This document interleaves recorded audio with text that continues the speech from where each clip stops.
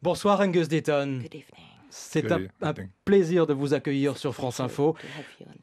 Vous avez beaucoup étudié la pauvreté, la richesse, la santé, les inégalités, et c'est pour cela que vous avez reçu il y a quelques mois le prix Nobel d'économie. Chez nous, il y a quelques jours, Angus Deaton, une association, le Secours Populaire, a publié un sondage très frappant.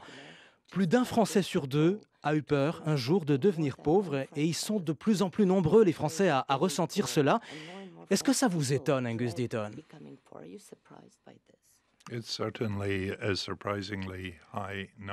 Oui, ce chiffre est étonnant. Il est effectivement élevé. Mais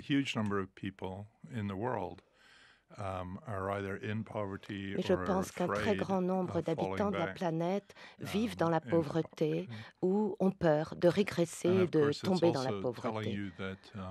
Qu'est-ce que cela nous dit? Eh bien que les temps sont durs en France et en Europe à l'heure actuelle. Voilà pourquoi beaucoup de gens ont peur de l'avenir, de ce qui va se passer. Et quand on interroge les Français sur ce sujet, ils parlent très vite de leurs enfants. Ils redoutent que leurs enfants connaissent une situation moins bonne que la leur. Est-ce que c'est ce qui est en train de se passer dans nos pays et dans nos pays riches, Angus Deaton? Oui, je crois que ce phénomène est à l'œuvre dans nos pays riches, en effet. Ça se produit aux États-Unis également et en Europe, bien sûr. La prospérité de l'après-guerre, même pour des personnes qui n'avaient pas à l'époque beaucoup d'éducation, eh bien dans l'après-guerre, ils pouvaient espérer que leurs enfants aient une vie meilleure, ils pouvaient espérer s'élever dans la société. Et ce rêve est désormais menacé, en effet. Pourquoi est-il menacé? Eh bien, il y a deux explications à cela. Une chose importante à se rappeler, c'est que, bon, le présent n'est pas rose et l'avenir s'obscurcit, mais en même temps, on vit tellement mieux que nos parents, que nos grands-parents. Et ce que nous espérons, c'est que tous les troubles et les désordres auxquels on assiste aujourd'hui seront de courte durée, ne seront que passagers.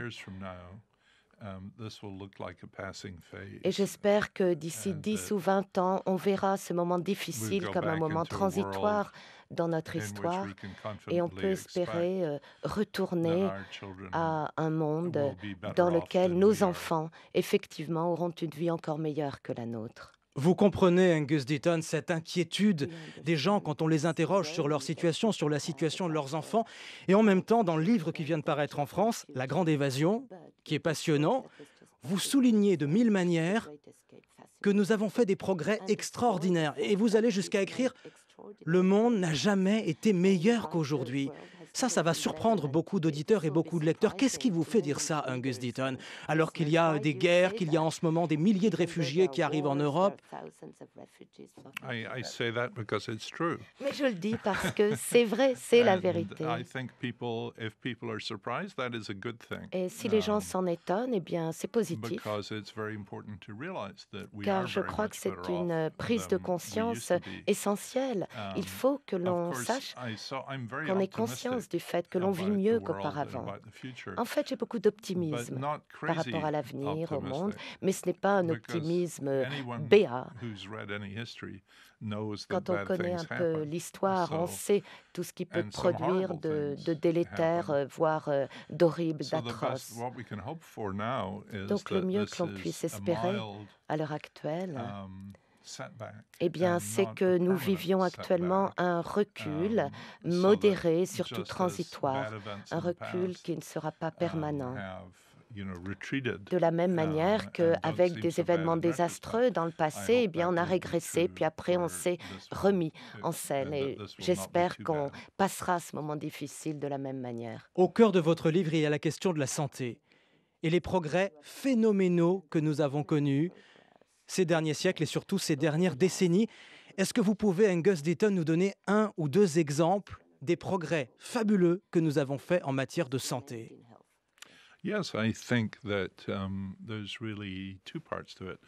Oui, il y a deux aspects à cela. La mort nous menace le plus lorsqu'on est soit très jeune, soit à l'autre bout du spectre, très âgé. Ce qui s'est passé historiquement, c'est que l'on a d'abord réalisé des progrès contre les maladies infantiles. Et on a fait des progrès gigantesques. L'assainissement a beaucoup aidé, l'approvisionnement en eau propre, potable.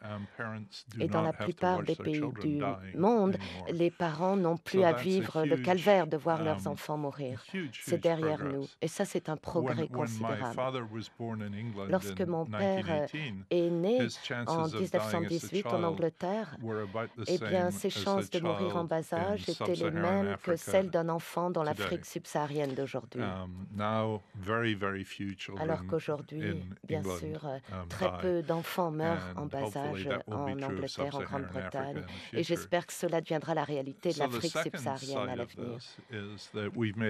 L'autre aspect de la question, c'est qu'on a également réalisé des progrès considérables contre la mortalité adulte et des personnes âgées, surtout dans les pays riches. Les gens fument moins qu'avant. On sait que le tabagisme nuit à la santé. On maîtrise beaucoup mieux les maladies cardiovasculaires qu'auparavant. Et par ailleurs, on va régulièrement maintenant chez le médecin, on se fait prendre la tension. Si votre tension est trop élevée, eh bien, il y a des traitements anti-hypertenseurs, donc vous êtes moins exposé au fait de mourir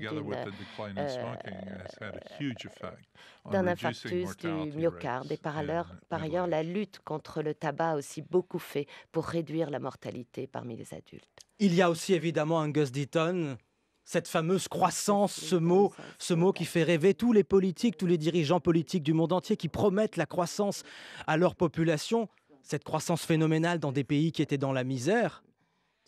Est-ce qu'aujourd'hui nous devons attendre que la croissance continue à sortir des centaines de millions de gens de la misère? Est-ce qu'il est là le progrès aujourd'hui dans les pays qui sont encore dans la pauvreté? Oui, c'est là que résident les possibilités de faire des progrès. D'ailleurs, dans les pays pauvres comme dans les pays riches, c'est la croissance qui peut les aider. Beaucoup de gens se méfient des économistes à juste titre. Parfois, c'est vrai que les économistes ne comprennent pas bien les facteurs qui expliquent la croissance économique. Donc, on ne peut pas la promettre, cette croissance économique. Et les politiques encore moins, les dirigeants ne peuvent pas la promettre. Mais la croissance économique est stimulée par l'innovation, par l'ingéniosité de l'homme, par les inventions. Et même si, évidemment, l'avenir ne paraît pas très rose à l'heure actuelle, mais c'est une tendance naturelle. Les gens sont intelligents, ils sont créatifs, ils veulent améliorer les choses. Et je crois qu'au final, nous nous en sortirons mieux tous grâce à cette croissance et cette créativité humaine. Mais les inégalités sont là, elles sont majeures. Vous les montrez dans ce livre, La Grande Évasion, encore une fois. Si vous parlez de Grande Évasion, et c'est une référence au film de Sturges avec Steve McQueen, c'est parce que beaucoup d'humains ont réussi à s'évader, à fuir la misère, à fuir la maladie. Est-ce que cette évasion continue? Est-ce que ça continue, ce mouvement-là? Oui, la grande évasion a toujours lieu, elle se poursuit, ce mouvement a toujours lieu. Peut-être pas exactement ici aujourd'hui, mais ça fluctue et ça se passe un peu partout dans le monde à différents moments. Vous savez, les inégalités, bien sûr, ont un côté négatif, mais un côté positif aussi. Comme je l'explique dans le livre, le progrès humain n'est pas égal. Certains groupes humains vont bénéficier de progrès avant les autres et cela entraîne des inégalités. Donc l'inégalité, c'est un petit peu la mesure d'un succès d'un autre côté, et puis ça ouvre la voie, ça montre ce qu'il est possible de faire, et ça montre à d'autres qu'il est possible de s'évader à leur tour.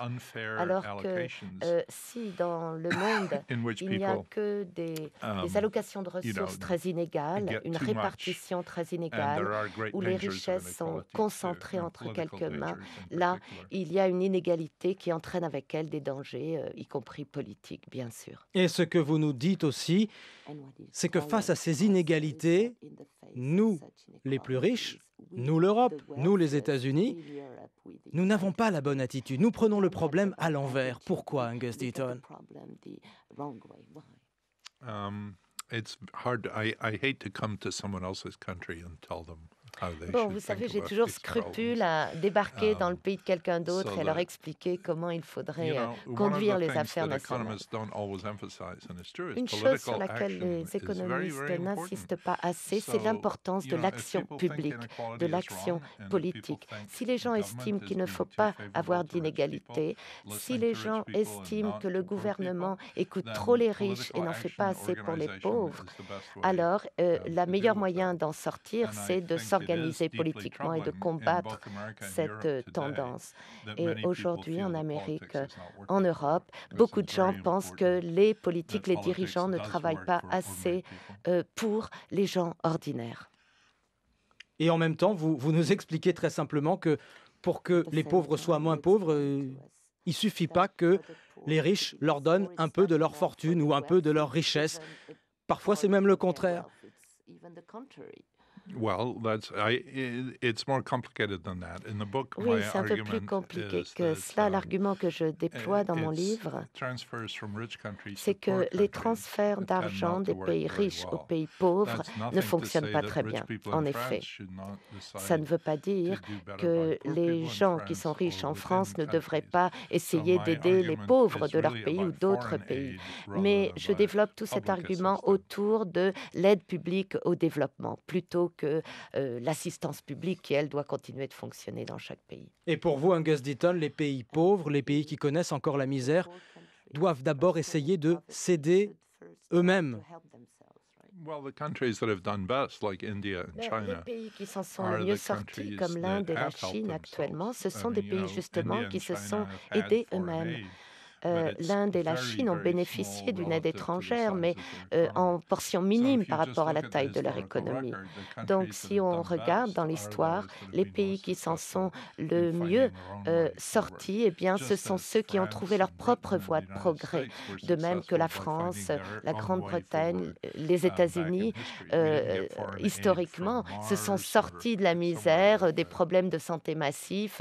On n'a pas obtenu d'aide de Mars ou ni d'autres et on s'en est tiré. Qu'est-ce que ça veut dire s'aider soi-même quand on est un pays très pauvre avec une population très pauvre? What it does is that you can be helped a lot by the rich countries in terms of the knowledge. Bien sûr, on peut être aidé par les pays riches en adoptant toute la connaissance, le savoir qu'ils ont accumulé. Une bonne partie de la réduction de la pauvreté en Afrique, en Inde, eh bien, est née parce que on avait mis à profit les nouvelles théories développées en Occident.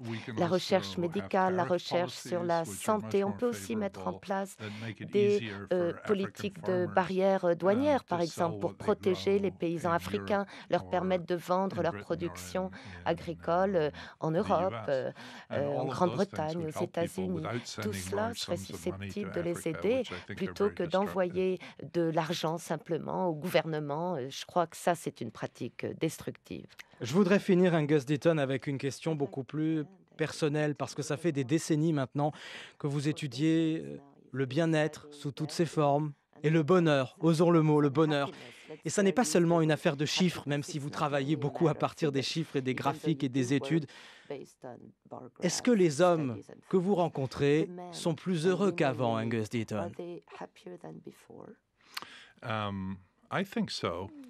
Écoutez, je le pense, oui. Mais ce n'est que récemment qu'on s'est mis à recueillir des chiffres sur le bonheur, la mesure du bonheur, un grand sujet. Mais il est certain que les habitants des pays riches, aujourd'hui, sont beaucoup plus satisfaits de leur vie que ceux qui vivent dans des pays pauvres. Bien sûr.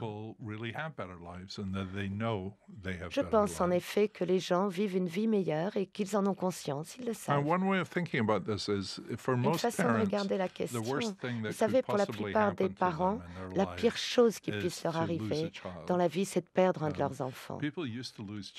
Et avant, la mort des enfants était très courante, très commune.